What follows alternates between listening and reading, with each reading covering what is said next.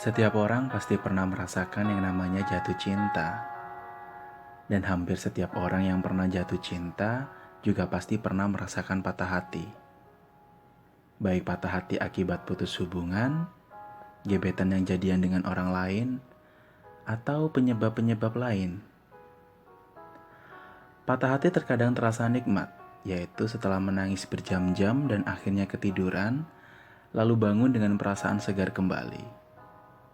Hayo, pasti ada yang pernah seperti itu kan? Meski begitu, patah hati bukan sesuatu yang boleh dibiarkan begitu saja, sebab patah hati yang mendalam dapat memberikan pengaruh buruk pada kualitas hidup seseorang, seperti menjadi tidak bersemangat, sering menangis, dan suka menyendiri. Selamat datang dan salam hangat, sayang dan peluk rindu dariku.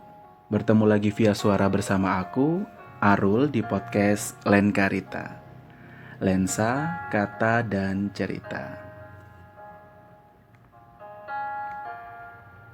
Gimana nih kabar kanca muda di sana? Semoga tetap sehat selalu dan tidak pernah bosan ngedengerin voice overku kali ini. Anyway, udah masuk ke bagian 9 nih. Jadi teringat juga. Jadi teringat kandasnya hubungan yang telah susah payah dibangun tentu akan meninggalkan luka serta kenangan yang berarti. Sebagai seorang manusia, wajar sih jika kita merasa sedih bahkan putus asa. Seakan-akan sudah tidak ada lagi yang pantas untuk mencintai ataupun dicintai. Baiklah kanca muda, prolog di awal mungkin sudah jelas tergambar untuk edisi kali ini aku ngebahas apa. Dan edisi kali ini aku bakal ngebahas gimana sih fase selepas patah hati. Semuanya karena patah hati yang dia berikan, semuanya karena luka yang ia tinggalkan.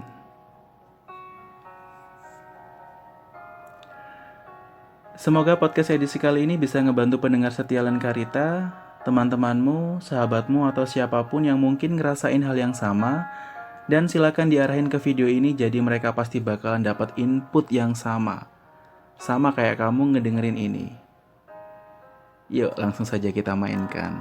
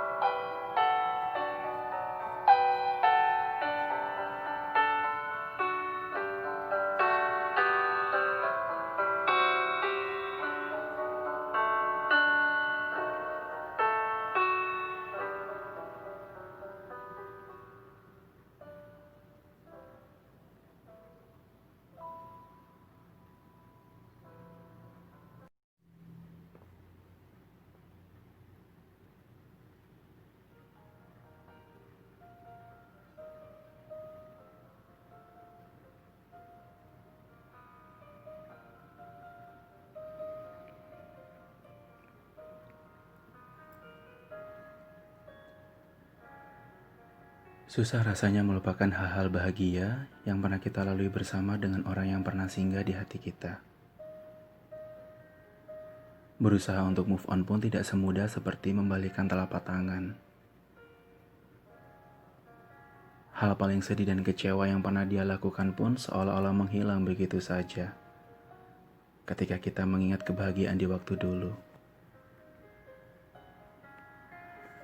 Lalu, apa yang kita lakukan? Pura-pura sedang gundah terhadap perasaan sebenarnya. Tidak semudah itu. Pura-pura sedang gundah memang bukanlah hal yang mudah, apalagi ini tentang perasaan. Kamu tidak bisa membuang ego itu jauh-jauh. Ungkapkanlah perasaan apa yang ada di diri kamu. Semakin kamu memendam dan bersandiwara, akan semakin sulit rasanya untuk menghilangkannya.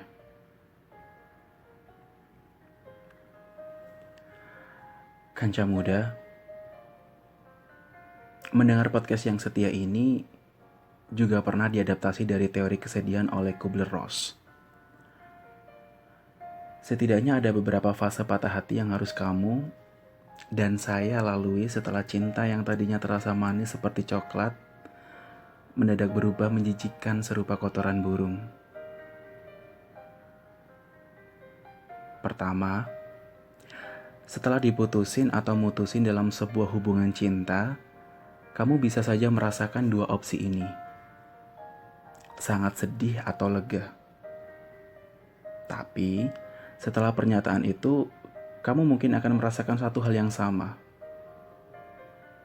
Shock. Ya iyalah shock. Kalau biasanya chat bilang, "Selamat tidur ya sayang. Sayang, kalau pulang hati-hati. My beautiful honey." Sekarang kamu cuma bisa scroll tab explore Instagram tanpa arah. Kalau biasanya kamu pergi berdua, sekarang kamu harus terbiasa pergi sendiri. Lalu yang kedua, kamu akan masuk ke gerbang denial alias penyangkalan. Kenapa sih kok putus? Kenapa gue diputusin? Bukannya hubungan kita lagi baik-baik aja ya? Masa-masa ini menjadi masa di mana jiwa-jiwa penuh cinta yang baru saja patah hati dan menyangkal keadaan patah hati. Nah, di fase inilah kamu masih dengan seterusnya stalking mantan atau menyapa si dia lewat WhatsApp dan seluruh platform media sosial yang dia punya. Pokoknya kamu harus tahu apa yang dia lakukan dan dengan siapa dia jalan.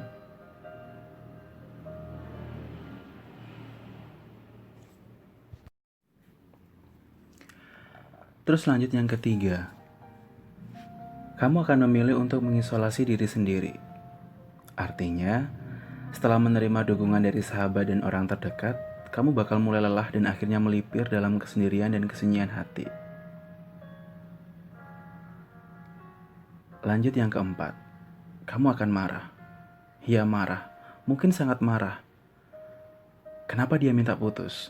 Kok dia seenaknya aja memutuskan hubungan? Emangnya dia pikir dia sendiri yang berjuang dalam hubungan ini? Emangnya dia nggak ngaca? Kemarahan inilah yang biasanya diikuti dengan aksi lanjutan dari stalking mantan, yaitu ngeblok akun media sosial mantan. Selain itu, kemarahanmu juga akan muncul dalam bentuk curhat belak-belakan dengan temanmu. Penuh emosi. Kamu meluapkan kebencianmu pada mantan dengan menceritakan hal-hal jelek yang dimiliki oleh mantanmu. Ya, intinya semua orang harus tahu kalau dia itu jahat dan kejam. Kemudian yang kelima, kamu tidak akan seemosional di fase sebelumnya.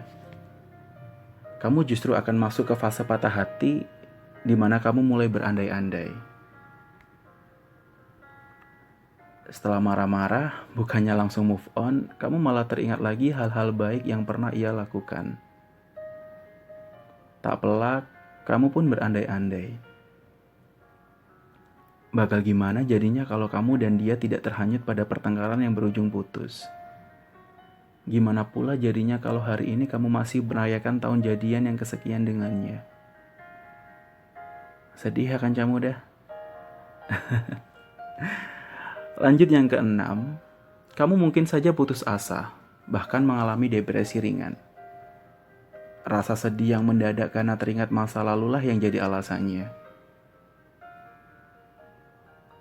Dan yang terakhir, ketujuh, kamu akhirnya akan menerima bahwa cintanya tak lagi untukmu. Di fase patah hati ini, akhirnya kamu benar-benar ikhlas mengganti status in a relationship-mu di sosial mediamu menjadi single. Serta mungkin menghapus nama mantanmu yang diikuti lambang cinta pada bio Instagrammu. Meski seluruh tahap ini tidak mutlak dialami oleh semua orang setelah putus cinta dan resmi punya mantan, kesedihan itu tetaplah terasa sama. Namun demikian, sebagaimana kesedihan, kebahagiaan pun pasti akan segera datang padamu. Terakhir dariku, Sebelum kalian menyesal nantinya ketika ingin menyudahi suatu hubungan, atau untuk kalian yang ingin putus, coba pikirkan baik-baik. Pikirkan bagaimana awal mula kalian bertemu. Asal muasal terciptanya kasih, sayang, dan cinta di antara kalian berdua. Pikirkan juga rencana-rencana lucu dan menggemaskan kalian berdua di masa mendatang. Pikirkanlah, bukanlah lucu jika putus hanya karena alasan jenuh dan sudah bosan. Jika memang tak kuat untuk bertahan, setidaknya istirahatlah dahulu. Jangan mengakhiri, sebab yang sekarang tak akan sama dengan yang akan datang. Yang sekarang tak akan pernah serupa dengan yang akan tiba. Terakhir, semoga yang menjalin komitmen sejauh ini diberi setia tak terhingga dan senantiasa gembira dan bersama dalam suka maupun duka. Lain Karita.